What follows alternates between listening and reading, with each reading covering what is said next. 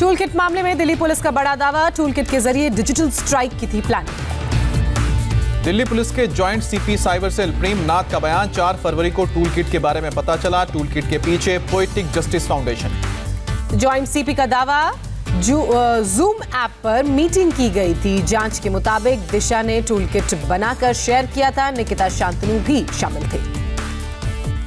Delhi police का खुलासा, दिशा रवि ने ग्रेटा से टूल किट ट्वीट हटाने को कहा था। टूल किट में नाम होने की वजह से दिशा को यूएपीए के तहत कार्रवाई का डर था। पुलिस ने कहा, लिखित आश्वासन के बाद निकिता फरार। निकिता जैकब टूल किट की एडिटर है। दिशा के डिवाइस से साजिश के पुख्ता सबूत मिले हैं। जूम वाली मीटिंग में एमओ धालीवाल भी शामिल हुआ था।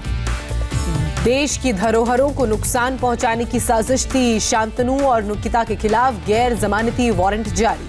दिल्ली पुलिस के joint CP cyber cell Prem Nath ने कहा, 4 फरवरी को सोशल मीडिया पर जांच के दौरान टूल किट के बारे में पता चला था।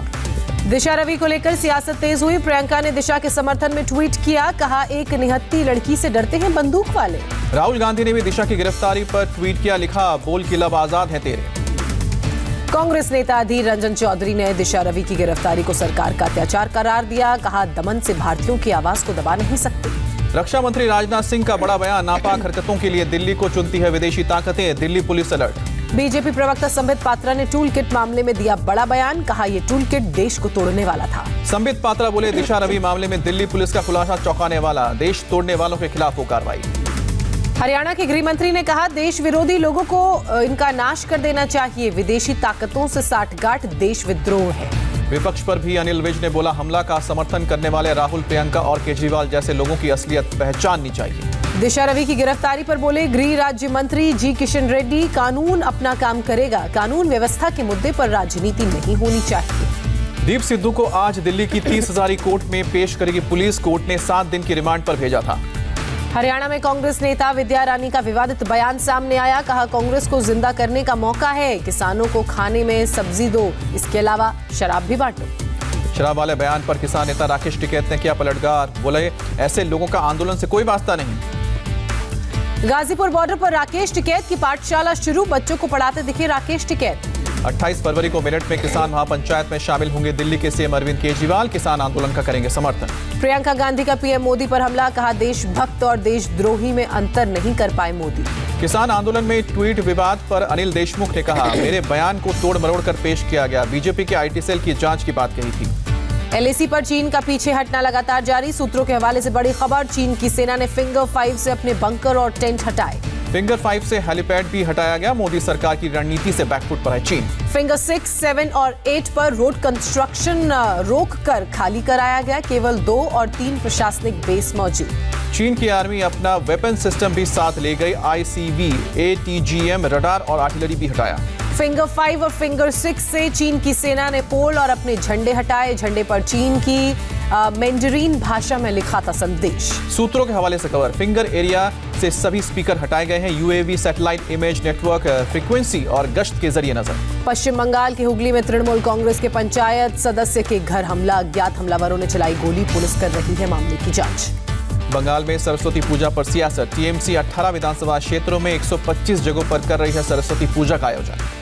बीजेपी नेता शुभेंदु अधिकारी का आरोप, ममता ने पहले पूजा पर लगाई थी रोक। दुर्गा पूजा विसर्जन के लिए भी जाना पड़ा था कोर्ट। पीएम मोदी के 22 फरवरी को बंगाल दौरे पर जा सकते हैं। हुगली में जनसभा को संबोधित भी करेंगे। गृह मंत्री अमित शाह 18 फरवरी को बंगाल दौरे पर जाएंगे। कोलकाता जोन के परिवर्तन यात्रा की करेंगे शुरुआत। फिर बंगाल दौरे पर जाएंगे बीजेपी अध्यक्ष। 25 फरवरी को बीजेपी अध्यक्ष जेपी नड्डा का बंगाल दौरा। पश्चिम बंगाल से गरीबों के लिए मां की रसोई योजना शुरू हुई। 5 रुपए में गरीबों को खाना देगी ममता सरकार। LPG और डीजल की बढ़ती कीमतों पर ममता ने केंद्र को घेरा। कहा, चुनाव आने के वक्त दाम कम करने का दिखावा करेगी सरकार। कांग्रेस नेता अधीर रंजन चौधरी का बयान सामने आया। ममता का सत्ता से जाना तय हो चुका है। बंगाल के लोग फेयरवेल के लिए तैयार हो चुके हैं। 17 फरवरी से पुडुचेरी में चुनावी अभियान की शुरुआत करेंगे राहुल गांधी। मुठिया पेट में करेंगे जनसभा।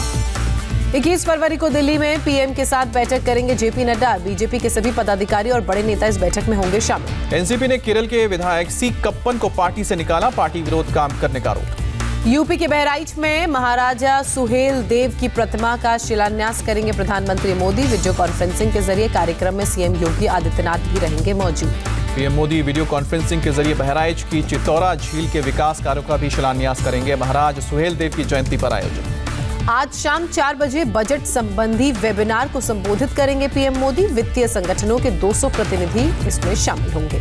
नैस्कॉम टेक्नोलॉजी फोरम को संबोधित करेंगे प्रधानमंत्री मोदी। 17 फरवरी को वीडियो कॉन्फ्रेंसिंग के जरिए कार्यक्रम होगा। प्रधानमंत्री मोदी आज शाम हार्टफुलनेस मेडिटेशन से जुड़े लोगों को वर्चुअली करेंगे संबोधित। हैदराबाद के हार्टफुलनेस इंस्टीट्यूट का प्लेटिनम जुबली समारोह है, जिसके मौके पर यह संबोधन होगा। पीएम मोदी ने अजमेर शरीफ दरगाह पर चढ़ाने के लिए भेजी चादर। केंद्रीय मंत्री मुख्तार अब्बास नकवी को पीएम ने सौंपी चादर। आज आरबीआई निदेशकों की बैठक को संबोधित करेंगे वित्त मंत्री निर्मला सीतारमण। वीडियो कॉन्फ्रेंसिंग के जरिए होगी बैठक। विदेशी राजनयिकों का डेलीगेशन 18 फरवरी को कश्मीर और 19 फरवरी को जम्मू का दौरा कर सकता है। सूत्रों के हवाले से खबर। 2022 में आजादी के 75 साल पूरे होने वाले कार्यक्रम को लेकर हुई बैठक। गृह मंत्री अमित शाह शामिल हुए। पीएम आवास योजना के तहत एमपी में 1 लाख लोगों को मिलेगा घर। गृह मंत्री अमित शाह और सीएम शिवराज कराएंगे गृह प्रवेश। जोशीमठ के रैन गांव में खराब मौसम से रेस्क्यू ऑपरेशन पर असर पड़ा। रैनी गांव में लापता लोगों की तलाश जारी। चमोली हादसे में अब तक 56 लोगों के शव मिले। 29 शवों की शिनाख्त की जा चुकी है। तपोवन हादसे में शवों की खोज के लिए स्निफर डॉग्स की मदद ली गई। एक चप्पे को खंगालने की कोशिश। गोधरा कांड के आरोपी को गुजरात पुलिस ने किया गिरफ्तार। 19 साल के से फरार था आरोपी रफीक हुसैन मटूक छिपकर रह रहा था। मुंबई में एमएस धोनी की फिल्म में काम कर चुके अभिनेता संदीप नाहर ने सुसाइड किया। सुसाइड नोट में पत्नी से परेशान होने की बात लिखी। पुलिस के मुताबिक घटना के वक्त उनकी पत्नी घर में थी। मौजूद शुरुआती जांच में किसी तरह के फाउल प्ले से इनकार। फेसबुक पेज पर वीडियो और सुसाइड नोट भी अपलोड किया था। यूपी के आजमगढ़ में बीएसपी नेता का मर्डर। 4 हमलावरों ने ताबड़तोड़ फायरिंग की। बीएसपी के टिकट पर निजामाबाद सीट से चुनाव लड़ चुके थे कमालुद्दीन। पुलिस को आपसी रंजिश में हत्या का शक। हमलावरों की तलाश।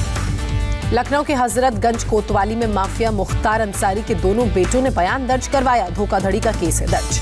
अलवर के भिवाड़ी बाईपास इलाके में मिठाई दुकान पर फायरिंग कर मांगे 10 लाख की रंगदारी। पुलिस जांच में जुटी। बिहार के दानापुर में पैक्स चुनाव में भिड़े 2 प्रत्याशियों के समर्थक। दोनों ओर से चली लाठियां। पुलिस ने दौड़ा दौड़ा कर पीटा। बिहार में पानी के टैंकर में शराब की स्मगलिंग। टैंकर के एक हिस्से में पानी, आधे में शराब के कार्टन। छपरा से शराब तस्करी की हैरान करने वाली तस्वीर आई। बिहार के सीएम नीतीश कुमार शराबबंदी को लेकर सख्त। पुलिस वालों के शराब पीते पकड़े जाने पर तत्काल बर्खास्त करने के निर्देश।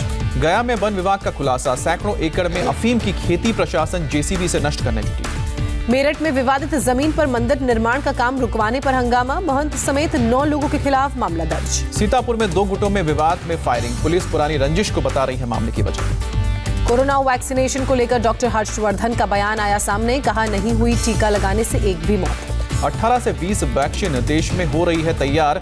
करीब 85% फ्रंटलाइन वर्कर्स को अब तक लगाए गए हैं टीके। देश में अब तक 85,16,000 से ज्यादा लोगों का टीकाकरण। सबसे तेज 8.5 मिलियन टीके लगने का रिकॉर्ड। देश में 62 लाख हेल्थ वर्कर्स को लगाए गए हैं टीके। 23,61,000 फ्रंटलाइन वर्कर्स का भी वैक्सीनेशन। केंद्रीय मंत्री बोले, हमने आपदा को अवसर में तब्दील किया। मई जून 2020 के हालात से बेहतर है भारत। देश में कोरोना के केस में फिर कमी दर्ज की गई। एक दिन में 8,864 लोग पाए गए पॉजिटिव। 24 घंटे में 72 लोगों की मौत। देश में कोरोना के 1,34,000 एक्टिव केस। केवल महाराष्ट्र, केरल, कर्नाटक में 76% से ज्यादा मामले। देश के 188 जिलों में पिछले 7 दिनों में नहीं सामने आए एक भी केस। केंद्रीय स्वास्थ्य मंत्री ने जानकारी दी। दिल्ली में कोरोना के 141 नए मरीज मिले। 24 घंटे में 2 लोगों की मौत।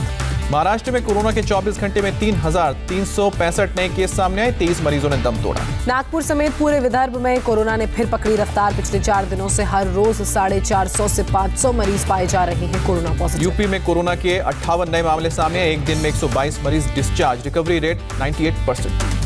गुजरात के 4 मेट्रो शहरों में 16 फरवरी से 28 फरवरी तक नाइट कर्फ्यू का ऐलान। आधी रात से सुबह 6 बजे तक कर्फ्यू रहेगा जारी। दुनिया में कोरोना का कुल आंकड़ा 10 करोड़ 96 लाख तक पहुंचा और अब तक 24,17,000 लोगों की मौत हुई। WHO टीम को मिले वुहान से ही कोविड-19 के प्रसार के संकेत। चीन पर खून का सैंपल देने से इनकार का आरोप। ऑस्ट्रेलिया पहुंचा फाइजर वैक्सीन का कंसाइनमेंट। अगले हफ्ते से शुरू होगा टीकाकरण। जापान ने कोरोना के पहले टीके को दी मंजूरी। बुधवार से शुरू होगा टीकाकरण। 19 फरवरी को G7 की बैठक में कोरोना, चीन और अर्थव्यवस्था पर चर्चा करेंगे बाइडेन। पीएम मोदी भी वर्चुअली शामिल होंगे। ट्रंप की राह पर जो बाइडेन। ईरान पर प्रतिबंध बनाए रखने का ऐलान। ईरान ने किया आलोचना। म्यांमार में सेना ने छीने नागरिकों से मौलिक अधिकार, प्रदर्शनकारियों को रोकने के लिए सड़कों पर उतरी सेना की बख्तरबंद गाड़ियां। बांग्लादेश ने बे ऑफ बंगाल आइलैंड पर भेजा रोहिंग्या शरणार्थियों का चौथा जत्था। कई मानवाधिकार समूह जता चुकी है विरोध। इजराइल पर सीरिया की राजधानी दमिश्क में मिसाइल छोड़ने का आरोप। ईरान के समर्थक वाले 6 लड़ाकों की मौत के बाद ये खबर। अमेरिका के पश्चिमी इलाके में बर्फीले तूफान से जनजीवन प्रभावित। हर ओर सड़क पर बर्फ की सफेद चादर नजर आई। टेक्सास में पावर इमरजेंसी का ऐलान। रूस के कई इलाकों में भी बर्फबारी का कहर है। मॉस्को में सड़कों से बर्फ हटाने के लिए 13,000 गाड़ियों को इस्तेमाल किया जा रहा है।